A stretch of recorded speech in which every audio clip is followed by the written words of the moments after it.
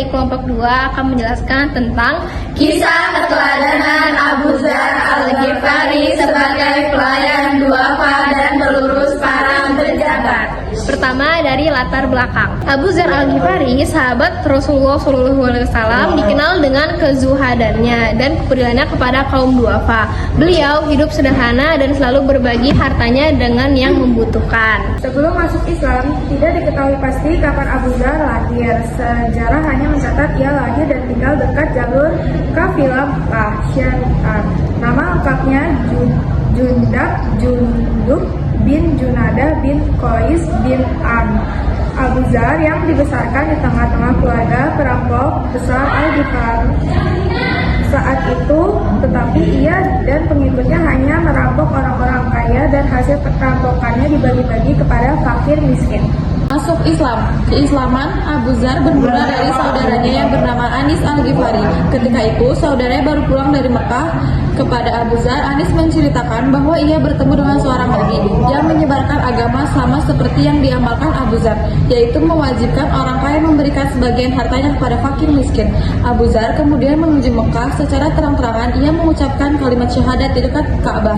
Setelah mengucapkan 2 kalimat syahadat, Abu Dzar disiksa kaum musyrik Mekah sampai tubuhnya berlumuran darah. Setelah menyatakan keislamannya, ia kembali ke kampung halamannya dan mengajak sanak keluarganya dan kerabat dekatnya masuk Islam.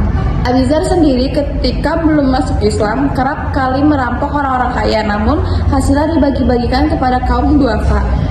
Kebiasaan itu berhenti begitu menyatakan diri masuk agama terakhir ini. Prinsip hidup sederhana dan peduli terhadap kaum miskin itu tetap ia pegang di tempat barunya di Syria. Pelayan duafa. Sebagai pelayan duafa, Abu Dzar hidup dalam kesederhanaan ekstrim. Ia membagikan hartanya kepada yang membutuhkan dan menolak hidup mewah meskipun memiliki kesempatan.